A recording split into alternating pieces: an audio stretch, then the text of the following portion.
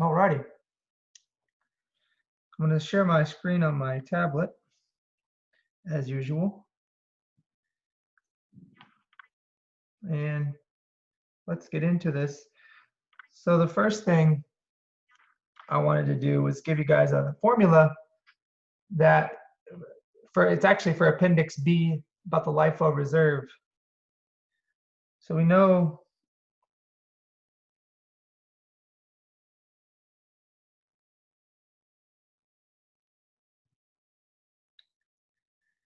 the Lifo Reserve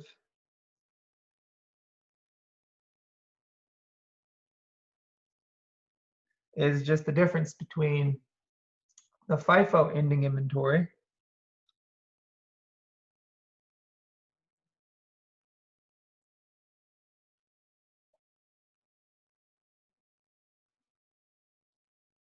and the Lifo ending inventory.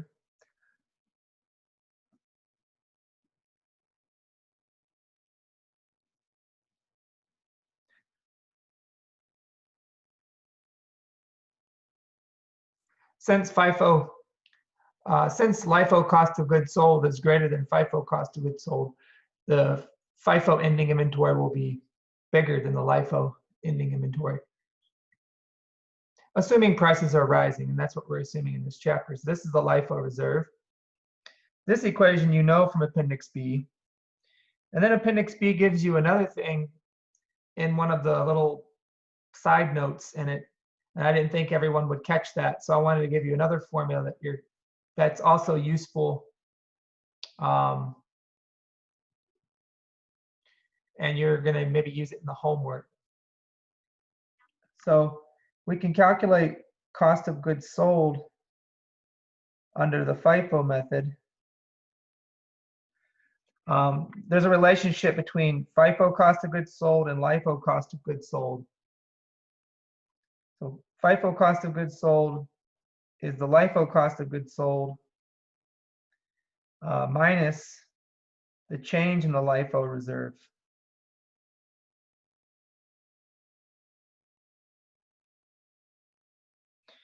And then you can rearrange the formula. Cost of goods sold under LIFO is cost of goods sold under FIFO plus the change in the LIFO reserve. So the LIFO reserve at the beginning of the period is this difference at the beginning of the period, and then the LIFO reserve at the end of the period is the same difference at the end of the period. You know, ending inventory one period is beginning inventory in the next period, right? So in a given period, your beginning inventory is the ending inventory from the previous period. So we can calculate the LIFO reserve at the beginning of a period, at the end of a period. And the change in the LIFO reserve, if we take that change and subtract it from our LIFO cost of goods sold, that gives us our FIFO cost of goods sold. So this formula right here is stated in words in Appendix B. They state it in words, but they don't actually write it out. I just wanted to give it to you as it's actually written out.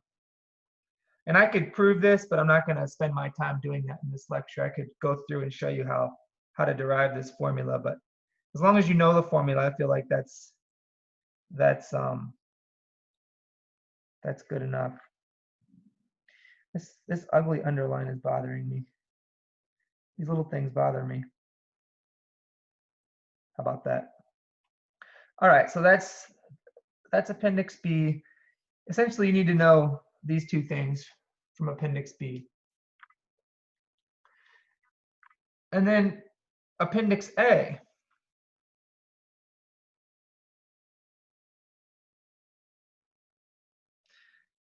Appendix A, we're going to be teaching you the Perpetual method for doing FIFO, LIFO, and weighted average.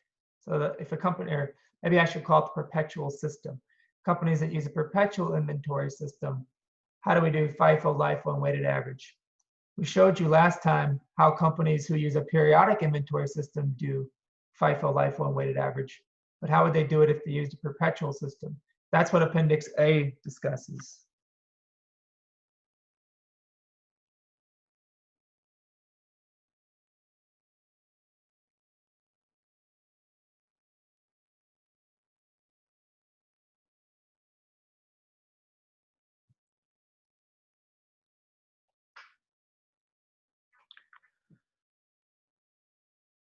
So the best way to teach you that is just through a problem or an example.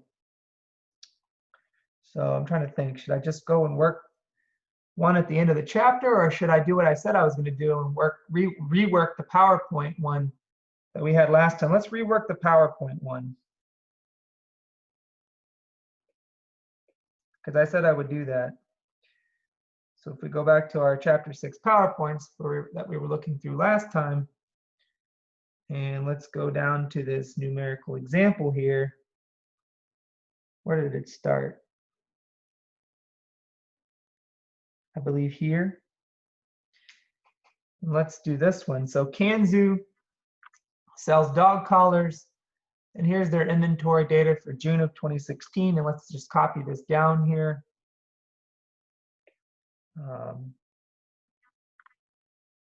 6-1. There's 20, and each of those collars cost $12. Then they make a purchase on June 8th of 40 collars, and they buy each of those for $13. Then they make a sale on June 13th of 48 collars. We don't really care what they sold them for. Not for what we're doing here. They sold them for $30 each, but we don't really care about that. They make a purchase on June 21st of 36 collars.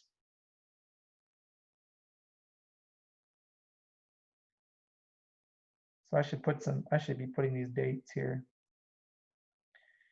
And each of those 36 they purchased for $14. Let's see, the dates were the 8th, the 13th, the 21st.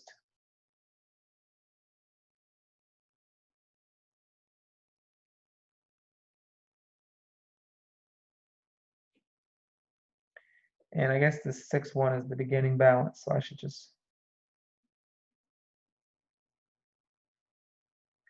do that.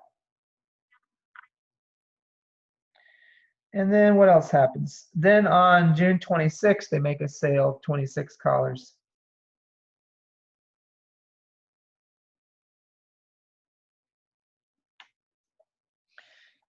We went through FIFO using the periodic system. FIFO using the perpetual system, you're going to get the same answers for cost of goods sold and ending inventory.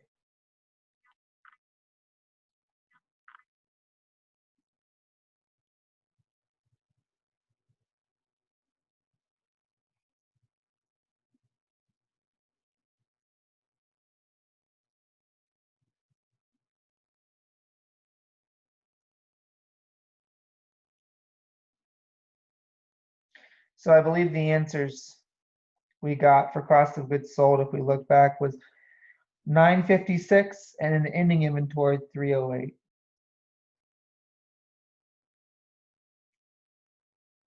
So I'm not going to do any calculations here. It's the same. You're going to get the same answers. The way you do it to get the same answers is slightly different, but you nevertheless get the same answers. So there's no need to learn the new way if you always get the same answers. Now we got to show LIFO and weighted average, how to do it under the perpetual system. Let's go back here though, let's see. So our ending inventory was, I believe, 22 units, right?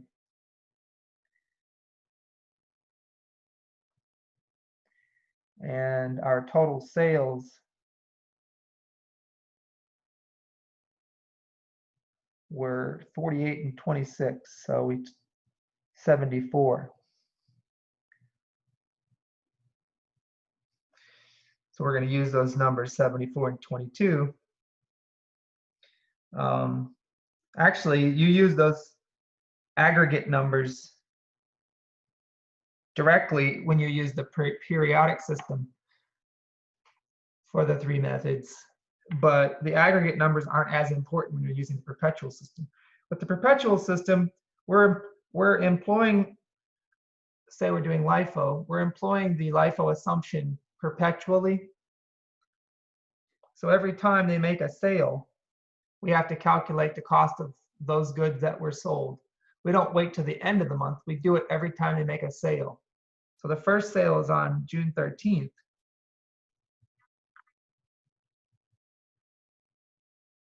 That's the first sale. We want to calculate the cost of these 48 units that were sold on June 13th, assuming last in, first out. So these 48 that we sold on June 13th, we assume that 40 of them were the most recent purchases on June 8th. And then the other 8 of them came from our beginning inventory. So the cost of goods sold for the June 13th sale is just the 40 units purchased on June 8th. And each of those was purchased for $13. Plus 8 units, we take 8 units from the beginning inventory. Each of those was purchased for $12. There's our 48 units that we sold on June 21st. I'm sorry, June 13th, we sold 48 units. And there's the cost of those units, assuming the Lifo assumption. We're doing perpetual method, perpetual inventory system. So we do it each sale. And that would be, let's calculate really quickly. 40 times 13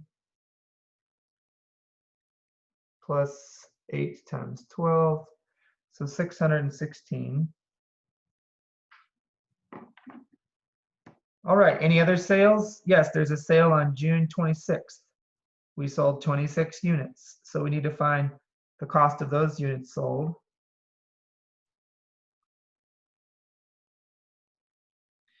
There were 26 units sold, and again, we're assuming those ones that were sold last in were the first to go out. So they're the most recent ones that we purchased. So all 26 that we sold on June 26th, we assume came from our June 21st purchases. So we grabbed 26 of these 36 purchases. And those are the ones we assume that were sold. And we purchased each of those for $14. So our estimate of the cost of goods sold for this sale would just be the 26 times 14.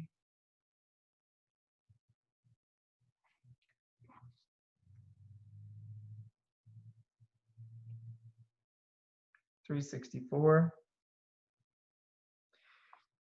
And so in total, our estimate of cost of goods sold for the month of June under the Lifo method, assuming the company uses a perpetual inventory system, it's just the sum of these two numbers, 616 and 364,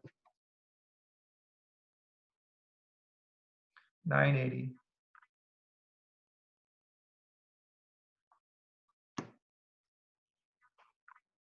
And that's what the PowerPoints got when they went through it later on. If you go, we can jump ahead to the PowerPoints. It's just the way they showed you how they did it. I don't think it's very intuitive, but nevertheless, they do get the 980. You can see right down here for cost of goods sold. It's just the way they do it. I don't think is as intuitive as the way I showed you just then. So that's why I'm redoing it.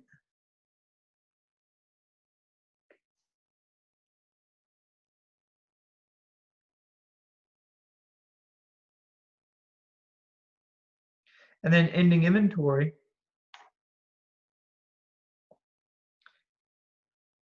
There's 22 units left at the end of the month. Now, which units did we assume we had sold? Remember, we assumed we sold 26 of these units. And we assumed we sold all 40 of those units and 8 of those units. Remember? You have to keep track of that in your head. So do cost of goods sold first whenever you're using the perpetual inventory system. Calculate cost of goods sold first. Then you can remember in your head to be able to calculate the ending inventory. When you're using a periodic system, it doesn't matter which one you do first. You don't have to keep track of things in your head. But under the perpetual system, you should calculate cost of goods sold first. So remember, we sold 26 of these. That's what we had assumed, right? Right here. We assume we sold all 40 of those right here. And from the beginning, we assume we had sold 8 right here. So there's 22 left at the end. 10 come from here. None come from here because they're all sold. And we sold 8 of these, so 12 come from here. So ending inventory is just 10 times 14 plus 12 times 12. That's our 22 units. That's our ending inventory dollar value under LIFO, using the perpetual system, of course.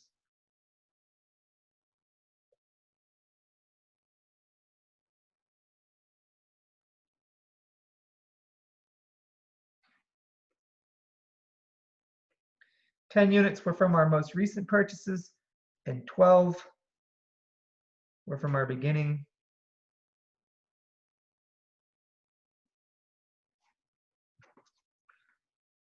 Why did I have that times 14? This is times. Each of these were purchased for $12. There we go. And so 10 times 14 equals 140. And 12 times 12 is 144.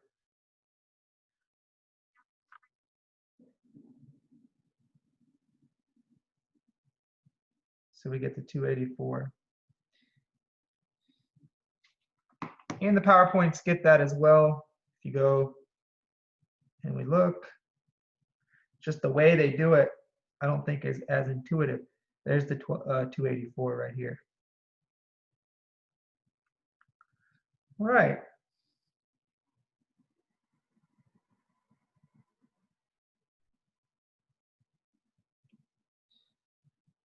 Any questions on perpetual LIFO?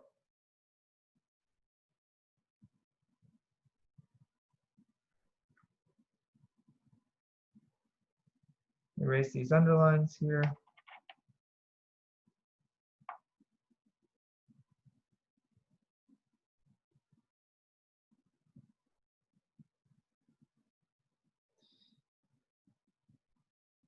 The good thing is if you get confused, you have this video to go back and watch as you're studying. Let's do weighted average, perpetual weighted average.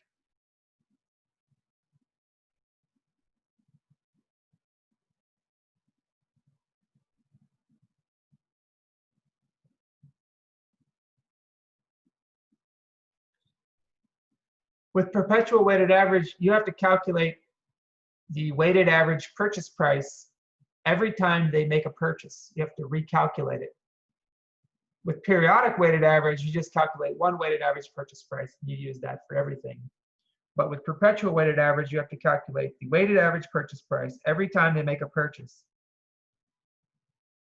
So we need the weighted average purchase price as of June 8th. And we need the weighted average purchase price as of June 21st.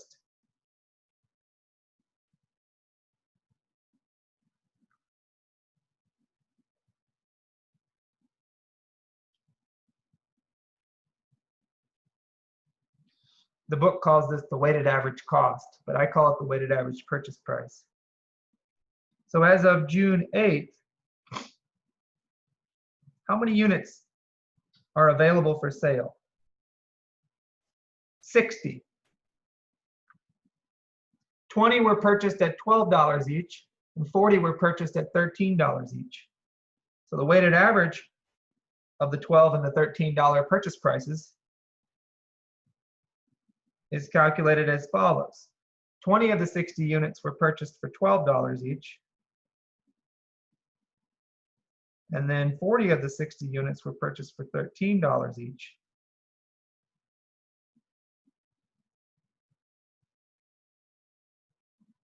So we'll attach 1/3 weight on the $12 price and 2/3 weight on the $13 price, or 20 over 60 and 40 over 60 respectively.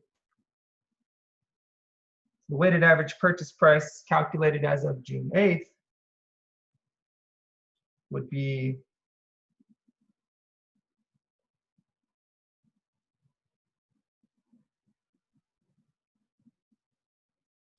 $12.67. Well, $12.66.66667 or whatever.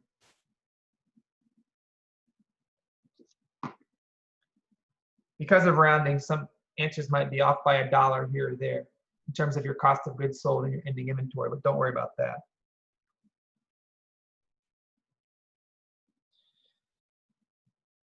Now we have to calculate the weighted average purchase price as of June 21st. Remember I said you calculate the weighted average purchase price as of each purchase.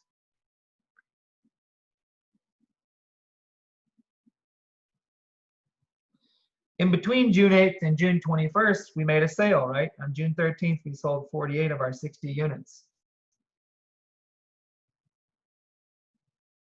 Then on June 21st, so that leaves, if we sold 48 of our 60, that leaves 12 left, right? And then we purchased 36 on June 21st. So as of June 21st, we have 48 units available for sale.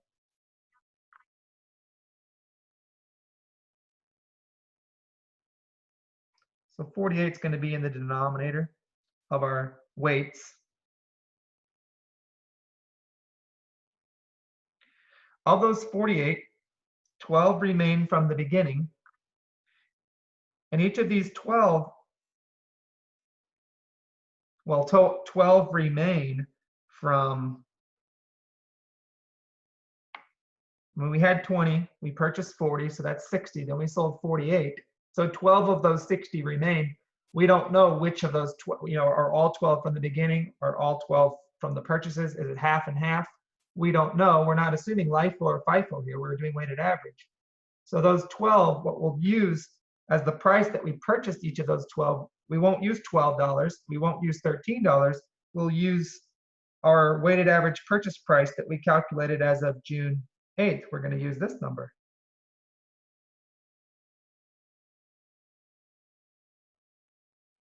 Here's where it's important to be more accurate. And then the rest, the other 36 of the 48, those are the ones that we purchased on June 21st. And we know what we purchased each of those for. We purchased them for $14 each.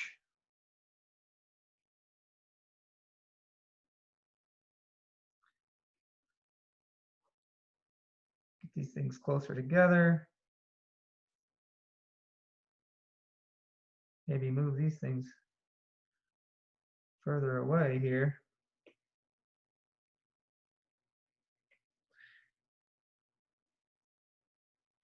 So there we go. There's our weighted average purchase price as of June 21st. 12 divided by 48 is a quarter.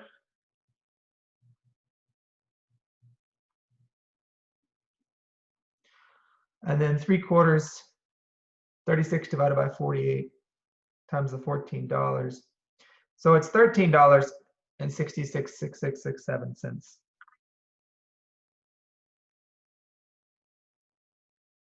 So these are our two weighted average purchase prices. Once we've calculated those, now we can estimate our cost of goods sold. But we do it in stages. We do it for each sale. So we're going to estimate the cost of our goods sold on June 13th, those 48 units. And we're going to use the most recently calculated weighted average purchase price as of June 13th, which would have been the June 8th one, right? So for the 48 units that we sold on June 13th, we're going to assume we purchased each of those for a weighted average of $12.67. We use the June 8th weighted average purchase price. Why don't we use the June 21st? Because as of June 13th, June 21st hasn't happened yet. That's why.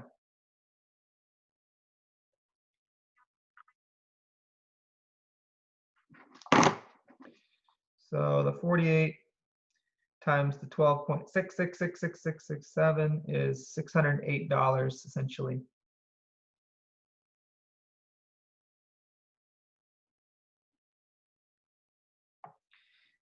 And then we made a sale on June 26th. How many units did we sell? Let's go back. We sold 26 units. We're going to use the June 21st weighted average purchase price. That's our assumption of what we paid for each of those 26 units that we sold on June 26th.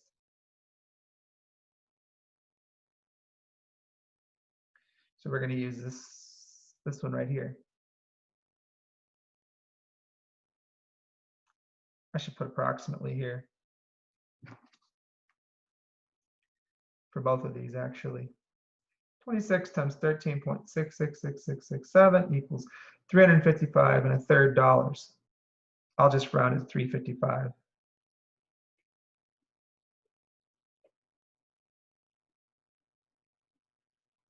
And so our total cost of goods sold using the weighted average method, if the company uses a perpetual system, inventory system, is the sum of these two numbers here.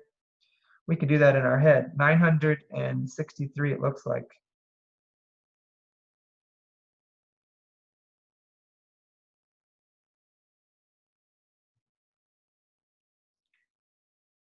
And for ending inventory,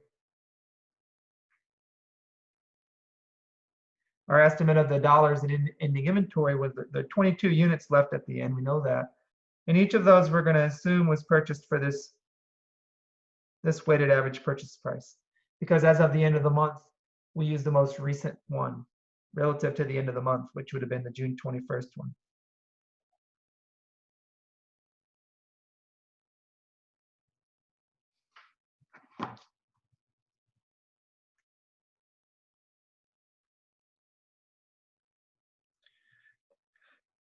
Essentially, about $301. This is actually $301.6666 and whatever. I just rounded to the nearest dollar. So that's how you do. Notice weighted average ending inventory of 301 is between the Lifo ending inventory of 284 and the Fifo ending inventory of 308. So that also happens under the perpetual method. Weighted average is always between Fifo and Lifo. And a weighted average cost of goods sold of 963 is between the Fifo cost of goods sold of 956 and the Lifo cost of goods sold of 980. Any questions about this PowerPoint, doing the perpetual method in this problem? Let's see, do we have any questions? All right, Ariel had asked a question. How did you find where the sales were again? That's from the PowerPoint, Ariel. I'm just looking at using the PowerPoint example right here. This is all the information that was given to us. And then the other question, you're welcome, Ariel. Where is the 60 from in the top equation? You mean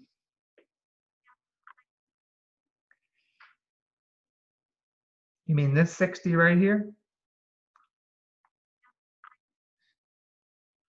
That's how many units that are available for sale as of this date, as of June 8th, right? June 1st, we have 20 units. Then on June 8th, we purchased 40. So as of June 8th, we have 60 units available for sale. 20 were purchased for $12, 40 were purchased for $13, and we're calculating the weighted average of the 12 and the 13. And so 20 of the 60, 20 over 60 is the weight we assign to the 12, and 40 over 60 is the weight we assign to the 13. Hopefully that makes sense. You're welcome, Ariel. I'm sorry if I'm mispronouncing. There's two people in here. One is, I think, Ariel, and the other one maybe Ariel. They're spelled differently, but I may be mispronouncing. It's Ariel, but I don't care either or. I'm sorry. I knew it was, No, I knew I wasn't saying it right, but you know, it's fine. We both ask questions and both of our names are the same. yeah. Ariel versus Ariel, Ariel. It's hard to tell the difference, but yeah, they're spelled differently. I'm sorry. All right, so that's that. Oh, you go by Ari. Okay, one of you I'll call Ari. The other one I'll try to remember Ariel.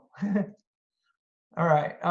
So that's that. So let's do some more problems. You guys need practice with this.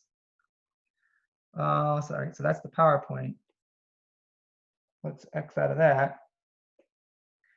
Let's go to our list of stuff and let's work some.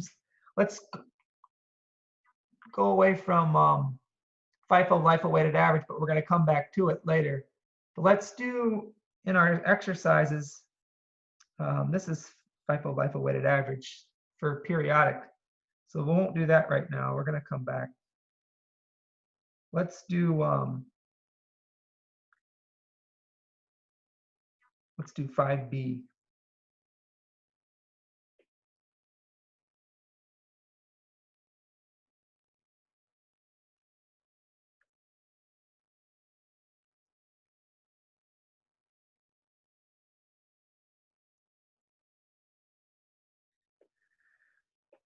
Let's open the book here. Go to chapter 5, or I'm sorry, chapter 6. Go to the exercises, set B.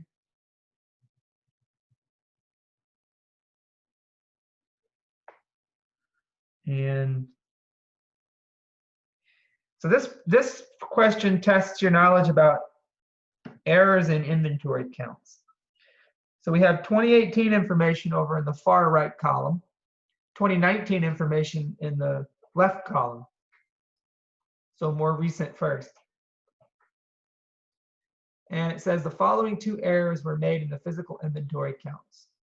2018 ending inventory, which you see there of 55,000, well, that's overstated by $28,000. So the number really should be 27,000 because it's overstated by 28. So the incorrect number is 55,000. And then 2019 ending inventory that you see on your screen of 85,000 is understated by 17,000. So the correct number there should be 102,000, but it's showing 85,000. So what do we have to do? It says compute the correct cost of goods sold for both 2018 and 2019. So the cost of goods sold that was computed based on those incorrect ending inventory numbers for 2018 was $520,000. For 2019, it was $510,000. Both of those numbers are wrong. We need to compute the correct cost of goods sold.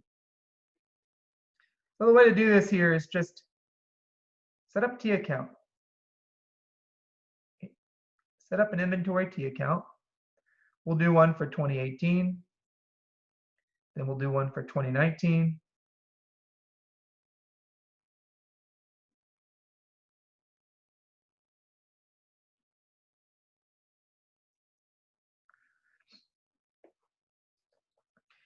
(2018) we start with 75, then we purchase 500.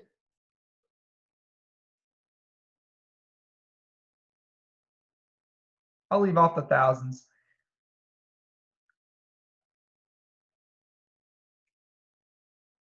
We're trying to find the correct cost of goods sold.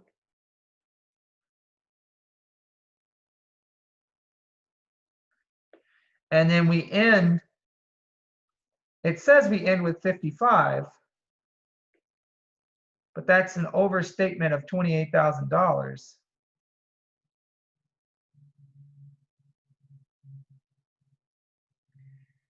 But this number here is overstated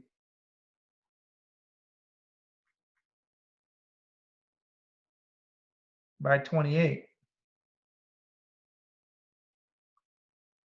I'm leaving off the thousands. We don't need all those zeros. So that 55 should be, the correct number is 27,000, right? 55 minus 28, which is 27.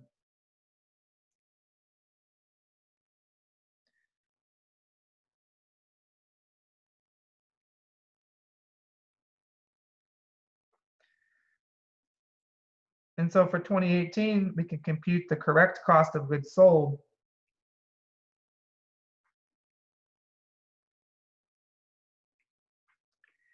by just solving this equation. So 75 plus 500 minus the cost of goods sold should equal 27. Or cost of goods sold should equal 75 plus 500 minus 27, which is 575 minus 27. 575 minus 27 equals 548.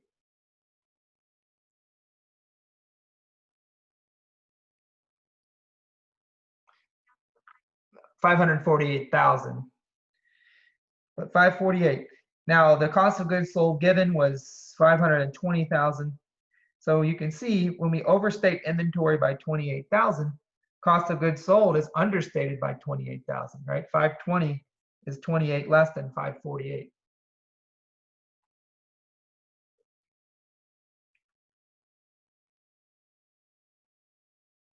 And then in 2019, we began with 55. We purchased 540.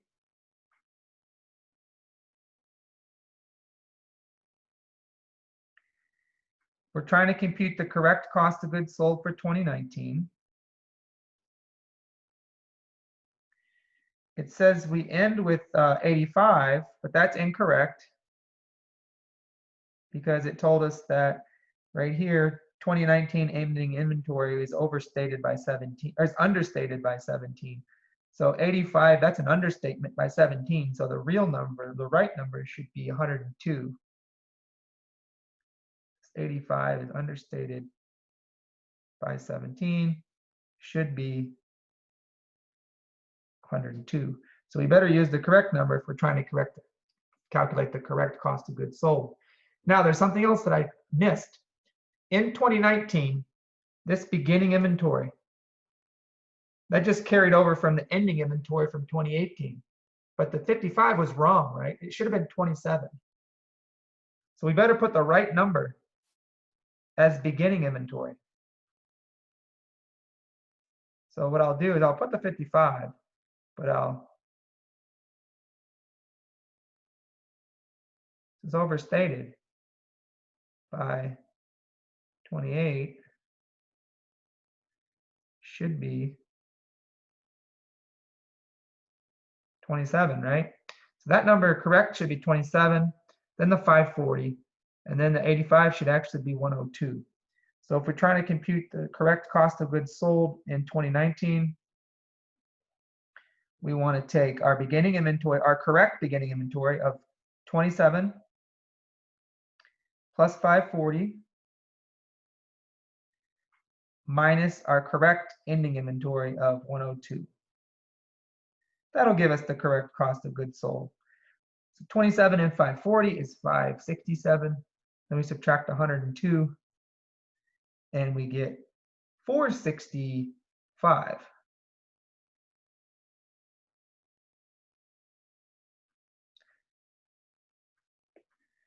Incorrect COGS for 2019 is 510. Correct COGS for 2019 is 465.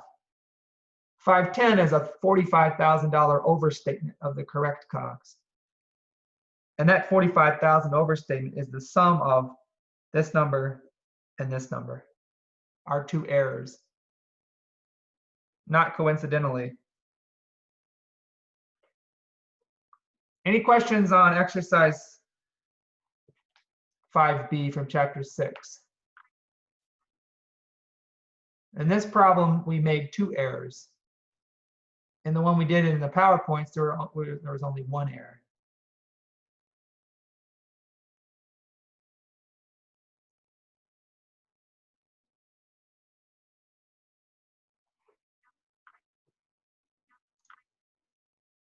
Bradford asks, would solving for these algebraically be cheating? No, this is the only way to solve for it.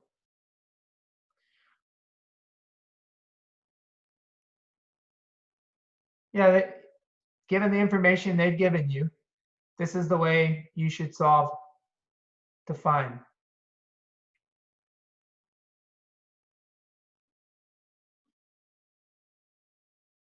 COGS in 2019, Lauren, of incorrect COGS of 510 is overstated by 45, right? Correct COGS is 465 in 2019. Why?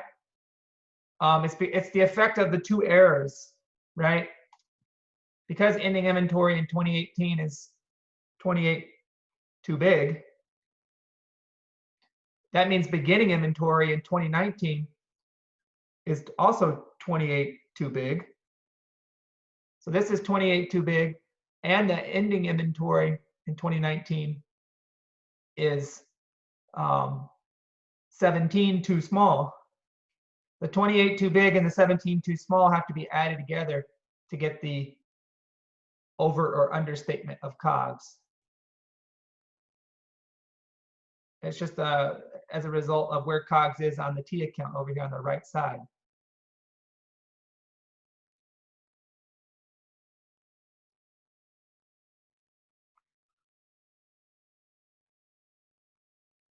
You can always solve any inventory error problems, make T accounts. You'll be able to solve it that way. You can make the T accounts and put the correct numbers. You can make the T accounts and put the incorrect numbers and then compare to see what is it overstated or understated. You know what I mean? That's the way to do it. Make two sets of T accounts, one with the correct numbers, one with the incorrect numbers. Then you can see if COGS is over or understated or ending inventory is over or understated in any year. Then you won't get the problem wrong. Does that make sense?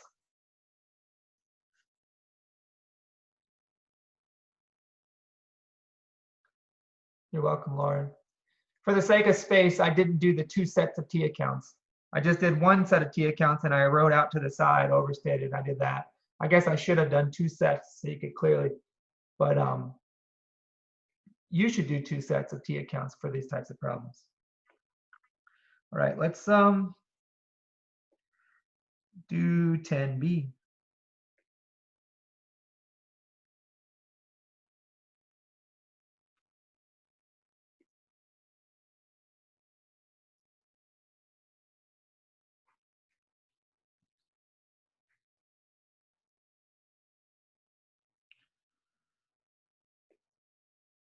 What's 10B? Whoops, I went past it.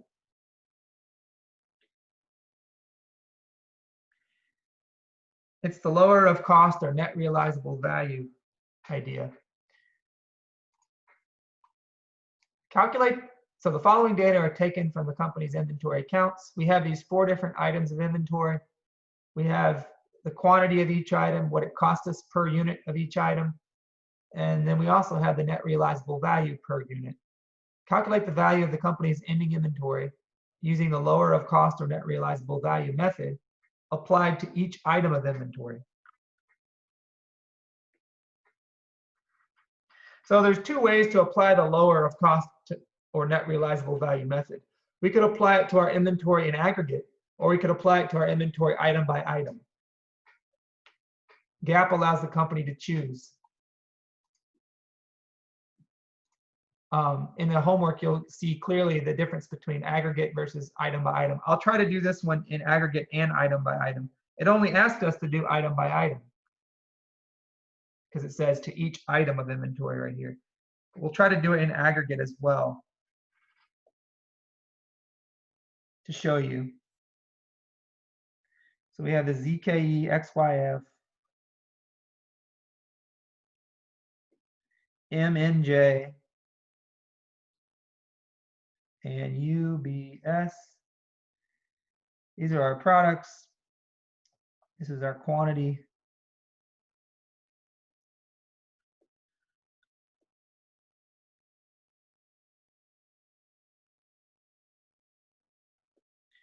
And this is our cost.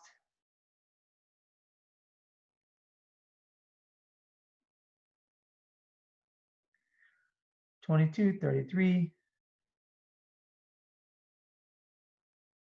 $23, and 33, I believe. Yes. And then the NRV. The NRV is what we think we could get for each item if we were to sell it right now. So 16, 37, 18, and 39.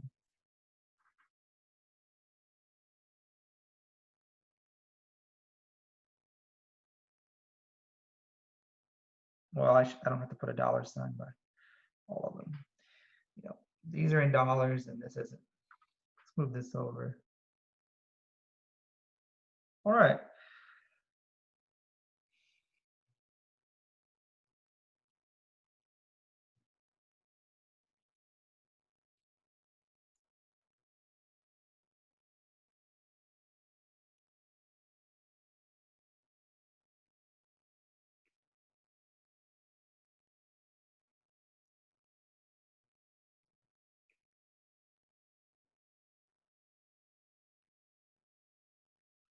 So if the cost per unit, which is what we think it's worth on our books, is greater than what we think we could sell each unit for, then we got to write the item down to the NRV, which means after we do that, the item will be worth the NRV.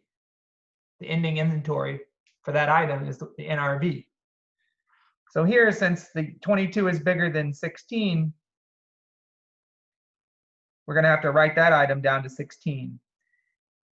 The XYF, the cost is less than the NRV. That's fine. We don't have to write anything down. We can use the unit cost as the ending value. MNJ, the unit cost is bigger than the NRV. So we got to write that down to 18. In other words, ZKE will be valued at $16 a unit. XYF will be valued at $33 a unit. MNJ will be valued at $18 a unit. And UBS will be valued at $33 a unit. The lower of cost or NRV.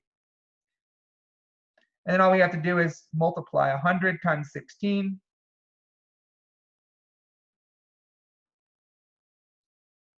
So I'll check the ones that we're going to use.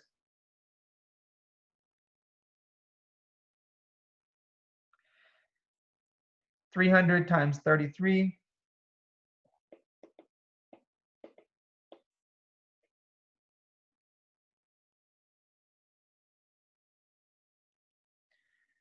$18 times 400.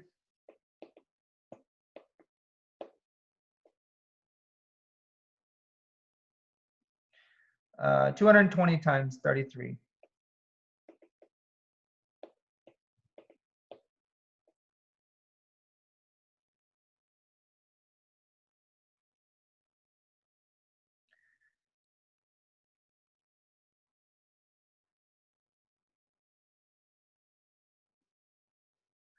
So the total ending inventory, the 7260 plus 7200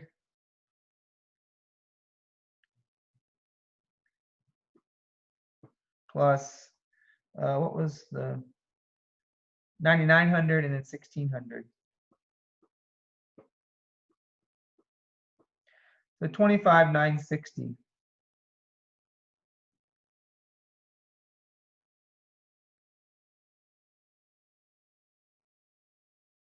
This would be what we value our inventory on the balance sheet.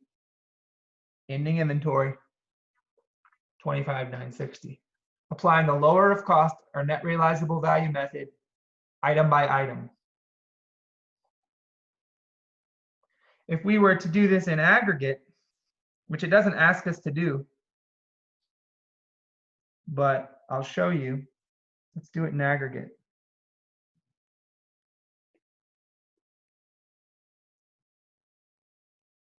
What would the calculations be if we did it in aggregate? If we applied the lower of cost or NRV method in aggregate, then we would not look item by item. We wouldn't look and check to see if the unit cost is greater or less than the NRV item by item. We wouldn't do that.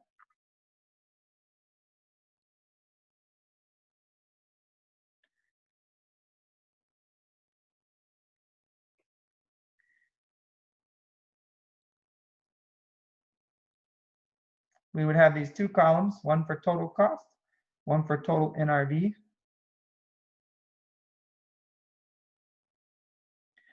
For each item, we would just 100 times 22, 2200, 100 times 16, 1600, 300 times 33.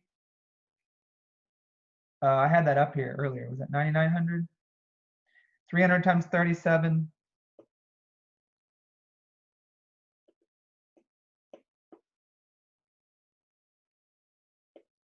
11,100.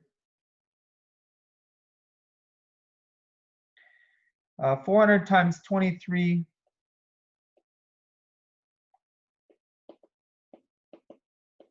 9,200.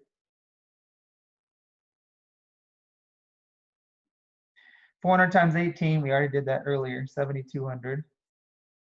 220 times 33 was the 7,260, we did that earlier. And 220 times 39, 8,580. We get a total of both columns.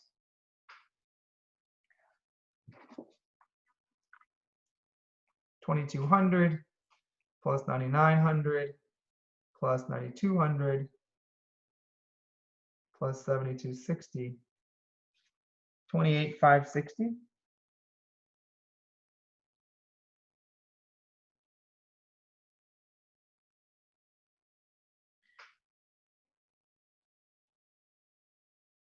And then the total NRV, 1,600 plus 11,100 plus 7,200 plus 8,580, 28,480.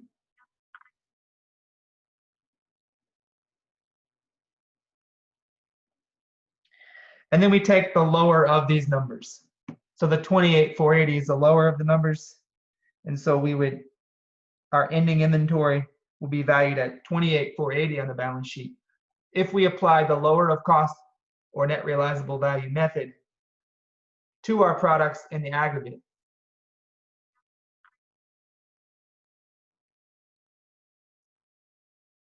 Any questions on this one?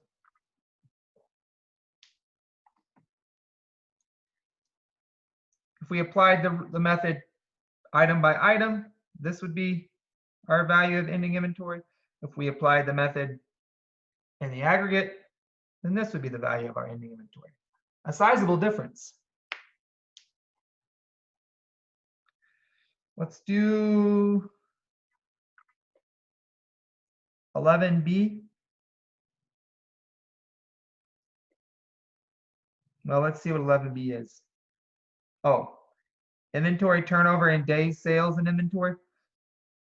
With the remaining time, I'm not going to do this one. This one you guys can do. This is easy. It's just calculating ratios. I'm going to do another problem going back to FIFO, LIFO, and weighted average. It's not on this list. Let's add it to the list. It's going to be problem 613B. Problem 613B just asks you to do problem 68B using the perpetual system instead of the periodic system. So problem 8B is the periodic, and 13B, you do the same problem but use the perpetual. So let's actually do both.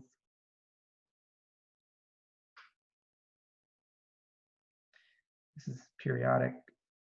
It's the same given information. It's just one of them you use the periodic, the other one you use perpetual. Just like in the PowerPoint, we did it one way or the other way.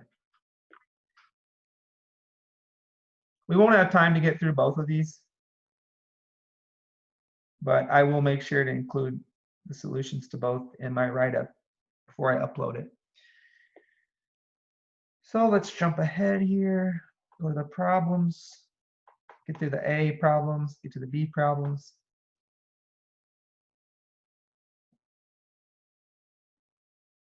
Now it gives us the information in this format. It has beginning inventory, then the purchases, and underneath that the sales. But the sales happen between purchases, as you can see by the dates. So it's better to write this given information down in the format that we're used to. So January, there's 1,200. Then we purchased 1,500.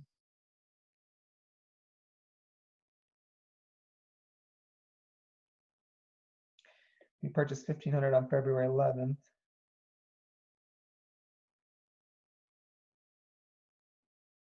Oh, these 1,200 were $18 each. I should just,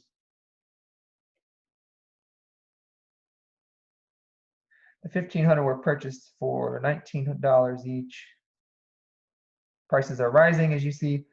Then on March 1st, we made a sale of 1,400.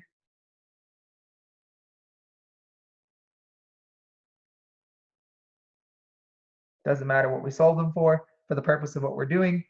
Then May 18th, we made a purchase of 1,400 at $20 each.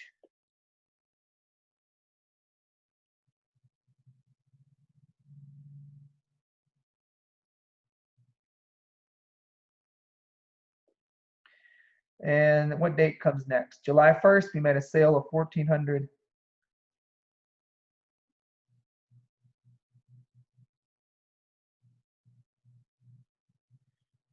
And what date comes next? October 23rd, we made a purchase of 1,100 for $23 each.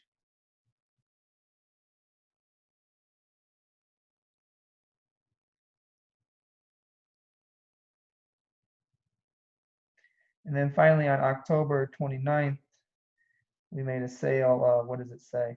1,000 units. Let's go ahead before we do anything and figure out how many units are left at the end, and also how many units in total did we sell. We did make 3 sales during the year. This is for the year, right? January and then all the way through. So 1,400, 1,400, and 1,000. That's 3,800 units we sold total. No, that's not 38. Did I mess up? No, I didn't. That's right. And then how many units are left at the end? 1,200 at the beginning, plus we purchased 1,500. We also purchased 1,400. We also purchased 1,100. 5,200 units available for sale total. Subtract the 3,800 that we sold. And so there's 1,400 left at the end.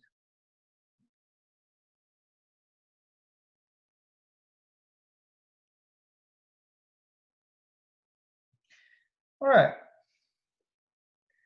So now that we have that, let's first do, whoops, I hate these ugly underlines. Let's do, we're using the, we're doing problem 6.8b, so we're doing the, assuming the company is using a periodic inventory system. So let's do Fifo method first. We can calculate either COGS or ending inventory, doesn't matter which one we do first. How many units did they sell in total? 3,800. And we're assuming first in, first out. So the first units we sold are the 1,200 from the beginning. Each of those we purchased for $18. How many do we have left? 3,800 minus 1,200 is 2,600. So 2,600 units left to account for. 1,500 of them then came from the February 1st purchases. Each of those was purchased for $19. How many do we have left now? 1,100. The rest of the 1,100 must have come from the May 18th purchases. There's more than 1,100 there, so we can grab 1,100 from those. And each of those was purchased for $20 each. So periodic FIFO COGS would be this calculation.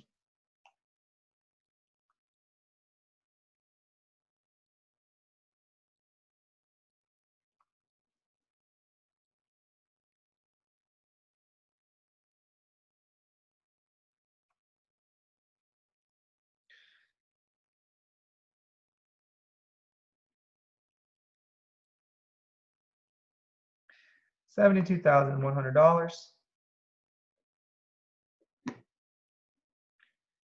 ending inventory.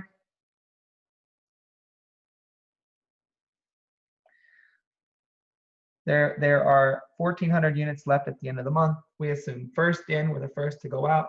So whatever's left must be the most recently purchased units.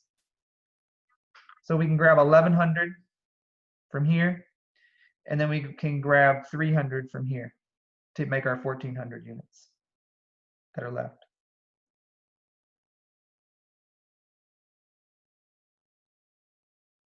Each of the 1,100 was purchased for $23 each, and then 300 here were purchased each for $20.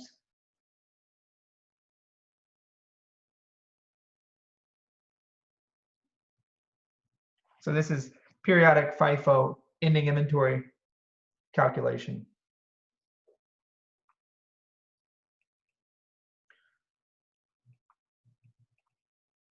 $31,300.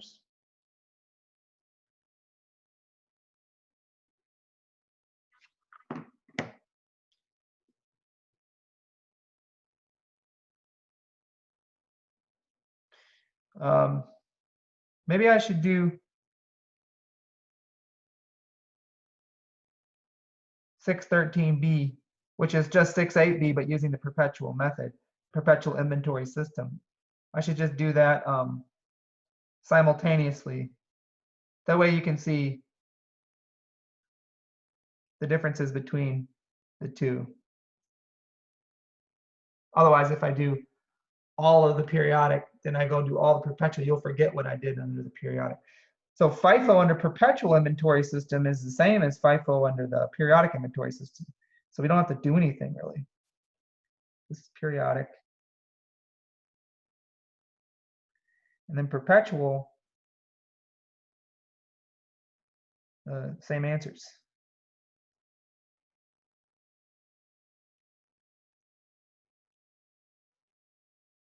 Same answers for COGS and ending inventory. You're going to get the same thing.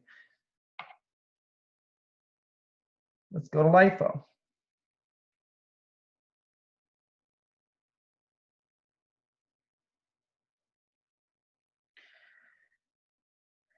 LIFO, let's do periodic first. Let's do cost of goods sold. So we're doing periodic. We sold 3,800 units, but we're assuming last in, first out. So the first ones we sold were the last ones that we purchased. So these 1,100, each was sold for each was purchased for $23.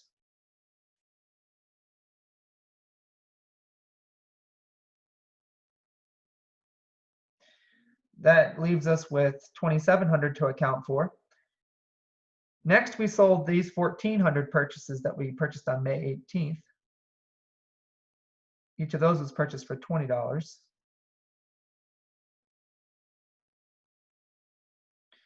That leaves us with 1,300 units we're still trying to account for. And those 1,300 we assume came from our February 1st purchases. And each of those was purchased for $19.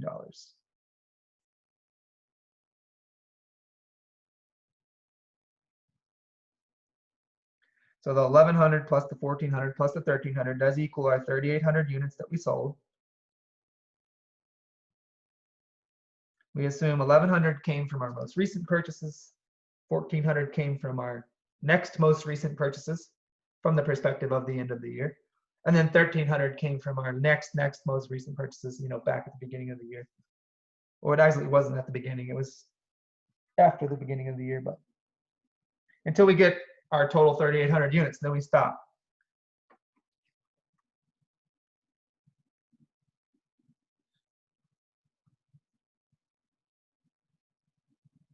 I'm doing the calculation here. $78,000.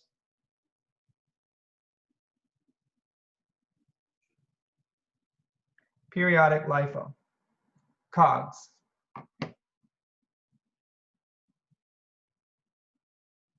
Let's do periodic LIFO ending inventory. We have these 1,400 units that are sitting there at the end of the month. We assumed the last to come in were the first to be sold. So the ones that are left there at the end of the month must be the oldest units. So we'll grab 1,200 from here. And then we only have to grab 200 more, and we'll grab those 200 from here. Those 1,200 that we grabbed from the beginning were each purchased for $18. And then those 200 that we grabbed from our February 1st purchases were each purchased for $19. And so the dollar value we will assign to our ending inventory, if we assume LIFO, and we're using a periodic inventory system, is this calculation in front of you, $25,400.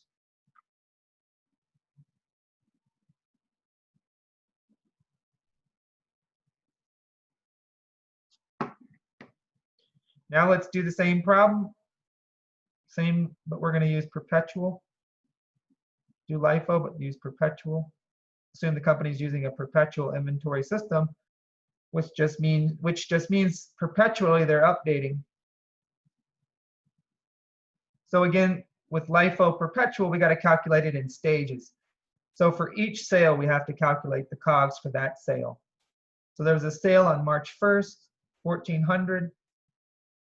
So we're going to calculate the March 1st COGS.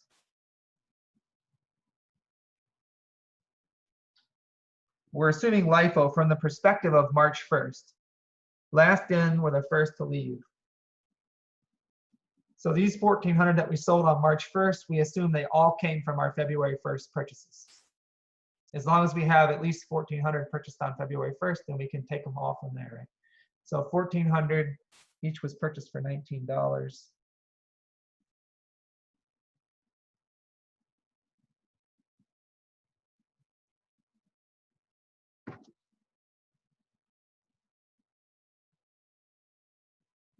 $26,600.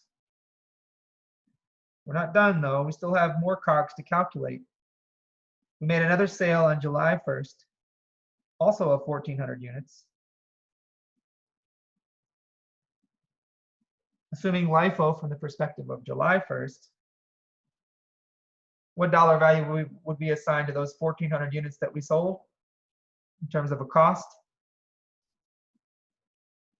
We assume last in, first out. So from the perspective of July 1st, the last ones to come in were the May 18th purchases of 1,400 units. So 1,400 times 20. The 1,400 we sold were the 1,400 that we just purchased a month and a half previously.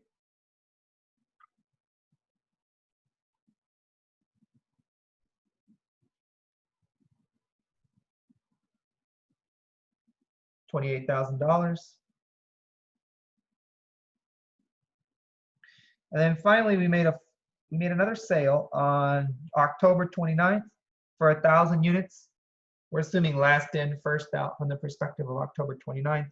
All 1,000 of those we assumed came from our October 23rd purchases, because we have at least 1,000 here. So 1,000 times 23.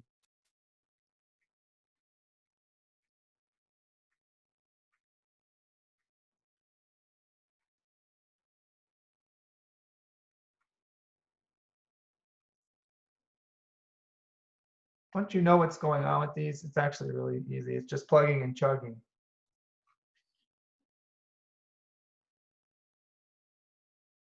And then we sum these up. So LIFO, perpetual COGS, 23,000 plus 28,000 plus 26,600 is 77,600.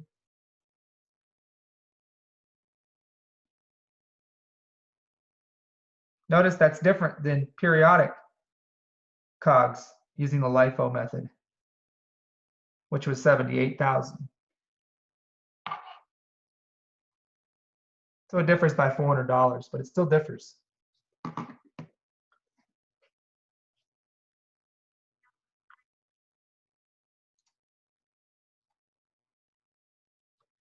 want to check and see, make sure that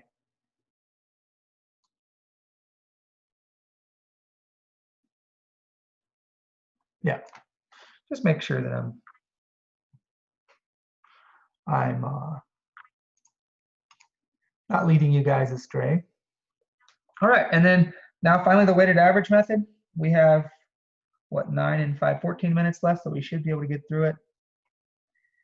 So let's do weighted average. First, assuming the company uses a periodic system, and then assuming the company uses a perpetual system.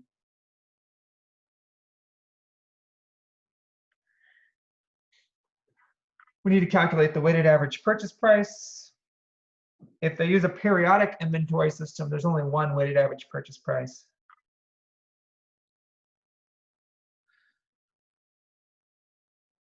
It's just the weighted average of each of the purchase prices that we made, which the purchase prices were 18, because we did make a purchase for $18, must have been in the previous period, but 18, 19, 20, and 23.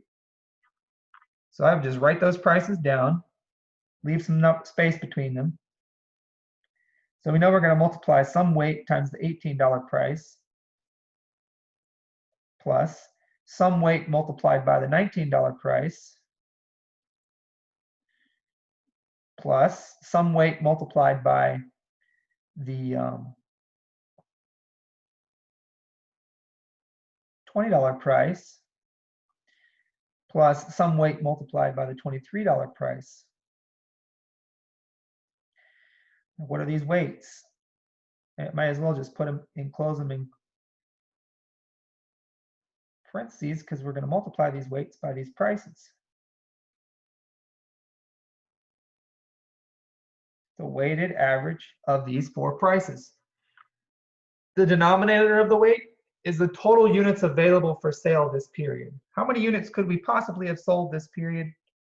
Let's go back. So the total units available for sale is just the beginning plus all the purchases. So 1,200.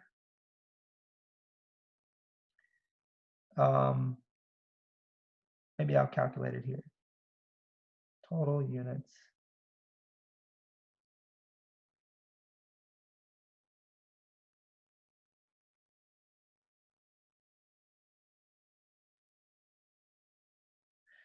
$1,200 plus the $1,500 plus the $1,400 that we purchased plus the $1,100 that we purchased. So in total, the maximum units we could have sold this period is 2,700 plus 1,400 plus 1,100. I added those first two in my head. 5,200.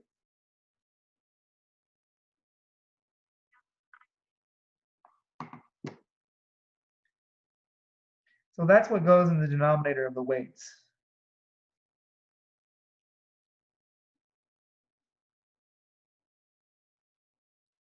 How many of the 5,200 were purchased for $18? That was the 1,200 sitting there at the beginning. How many of the 5,200 was purchased for $19? The 1,500 on February 1st. How many units were purchased for the $20 price? 1,400. How many units were purchased for the $23 price? 1,100.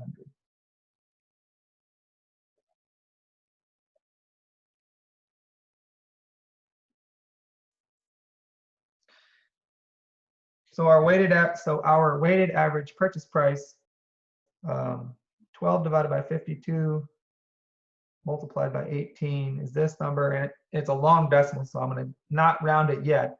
Just keep it in my calculator. Plus 15 divided by 52 multiplied by 19. You can do 15 divided by 52. There's zeros on the top and the bottom. That's fine, right? Then plus the 14 divided by the 52 times the 20, and then plus the 11 divided by the 52 times 23. And it rounds to $19.88.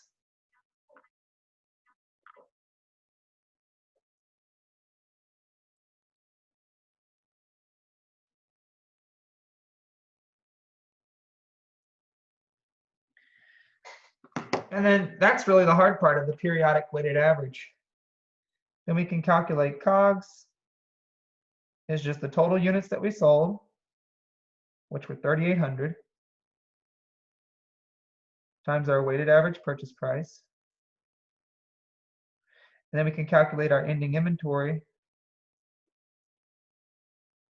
is just the number of units left at the end, which was, I can't remember what it was, 1,400 multiplied by our weighted average purchase price.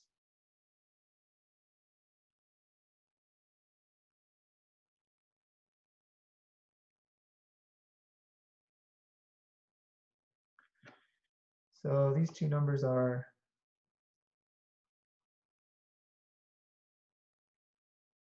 75,544 and 27,832 respectively. These are slightly off because I rounded 19, it was 19.884 and then a bunch of decimals.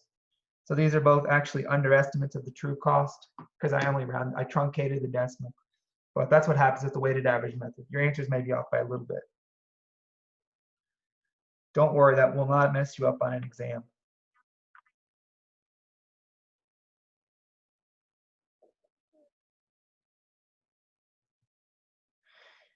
And now in the remaining 8 minutes, let's do the weighted average, but assume they're using a perpetual system. Now this is where it gets complicated. You got to calculate a weighted average purchase price for each of the, as of each of the dates. So let's see, we need to calculate the weighted average purchase price as of February 1st. It's the weighted average of 18 and 19. The weighted average purchase price as of May 18th. It's the weighted average of 18, 19, and 20, and so forth.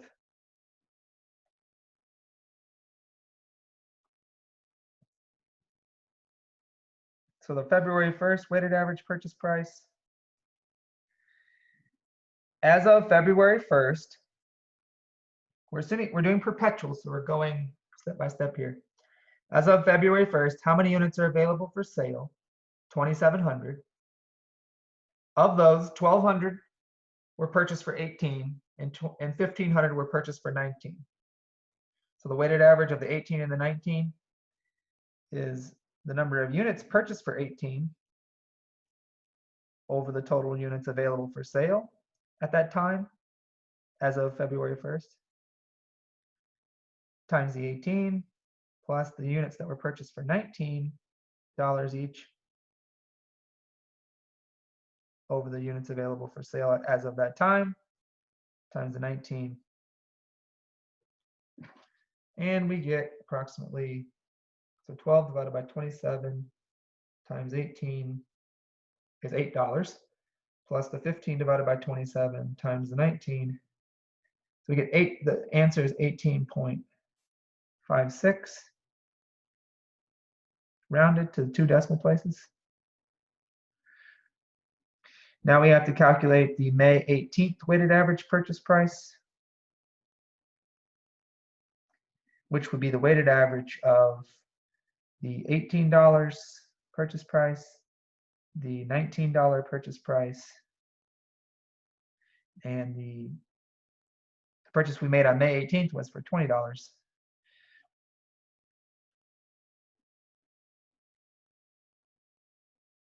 What weight do we put on each of these three numbers?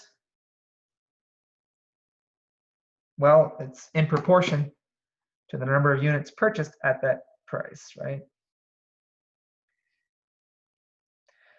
As of May 18th, how many units are available for sale? We had 1,200 at the beginning.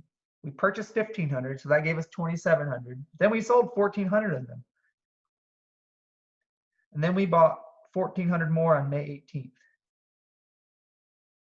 So we should have, let's see, 2,700 minus 1,400, but then plus 1,400 is 2,700, right?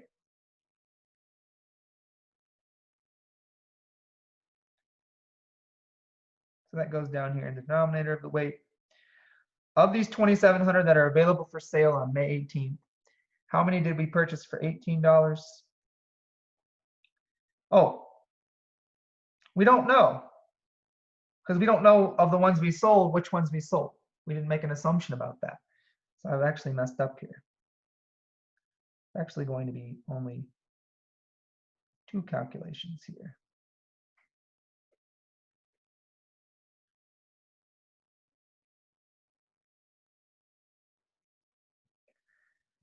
Of the 2,700 available to be sold as of May 18th,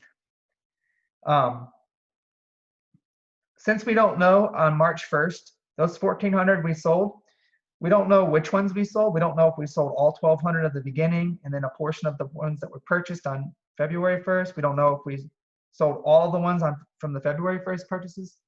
So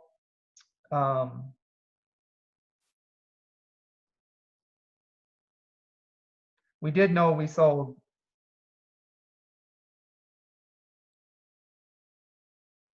So what we're going to do is just, we've done this already in the PowerPoint one, where the weighted average of the 18 and 19 is what we're going to attach to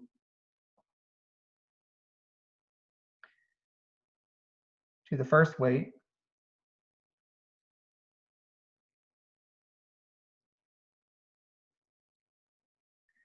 And then obviously $20 is what we attach to the second weight.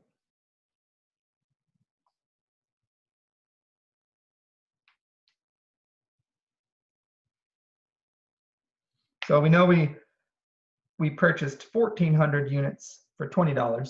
So 1,400 over the 2,700, that's the weight that goes to the 20. And then the other weight goes to the 18, goes to the weighted average. There were, after we had beginning of 12, we purchased 1,500, that gave us 2,700. Then we sold 1,400. We're left with 1,300.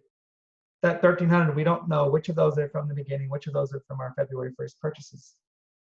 So we use the weighted average of those $18 and $19 prices, attach that to the 1,300 units.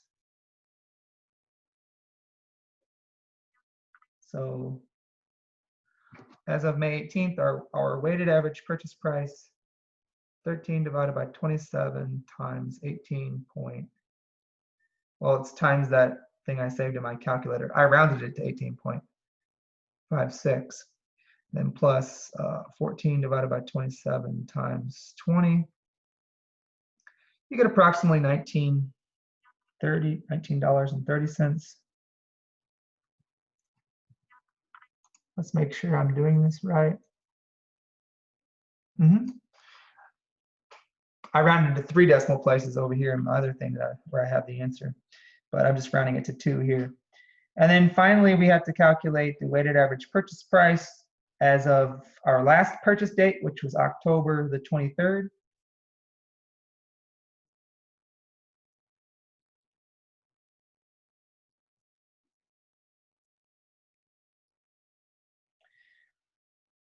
Now, as of October the 23rd, how many units are available for sale?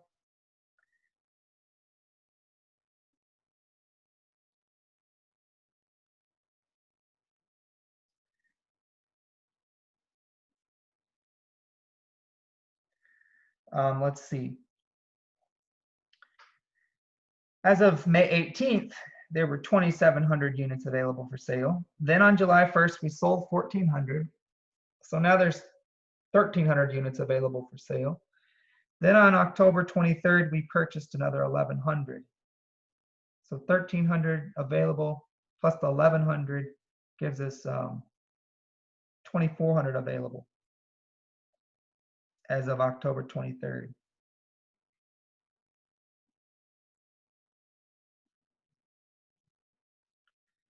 Of these 2,400 available, how many of those were purchased for $23?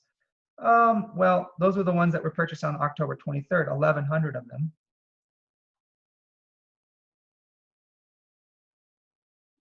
And the rest, the other 1,300,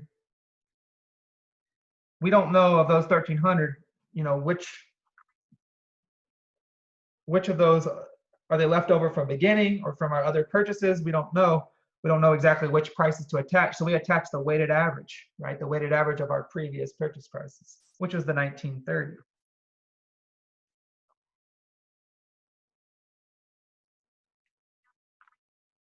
So 13 divided by 24 times the 9 times this number that I saved in my calculator, which I rounded to 19.30, equals, and then the 11 divided by 24 times 23, you get 20.998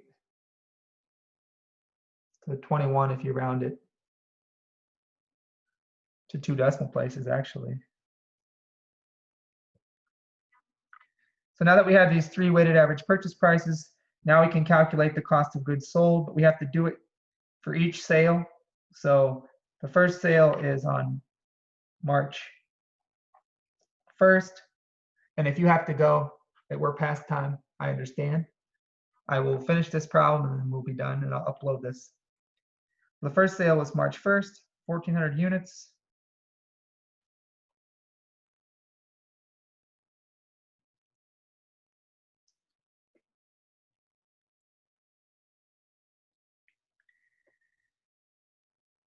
And as of March 1st, what weighted average purchase price did we have? We had this February 1st one of $18.56.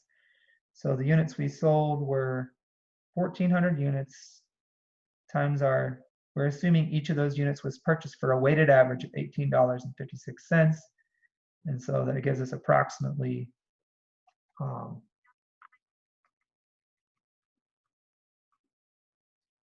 25,984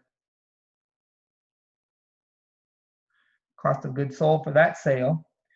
Then we sold some units, I believe, on July 1st. Yes, 1,400 units again. Now we're going to use the May 18th weighted average purchase price, the most recent one, from the perspective of July 1st. So we sold 1,400 again. We assume each was purchased for $19.30 weighted average purchase price.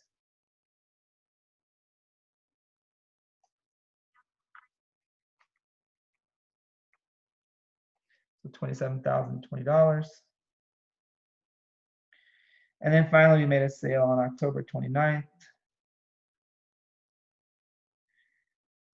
And each, how many did we sell? 1,000. So we're going to use our October 23rd weighted average purchase price, which was the $21. But I rounded that to 21. That's why I'm putting approximately equals here. I mean, 1,000 times 21 exactly equals 21,000, but the 21 is a rounding, so I'm going to say approximately there. So then when we sum this all up, total COGS, using weighted average method, assuming the company uses a perpetual inventory system, will be the sum of these 3 numbers here, 25,984 plus 27,020 plus 21,000, $74,004.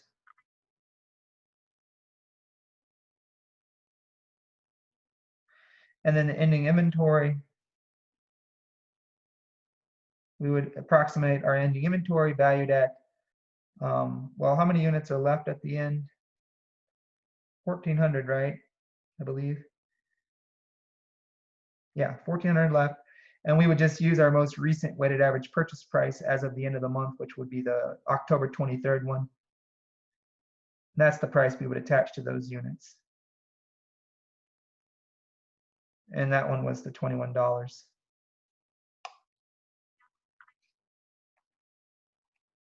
So $29,400.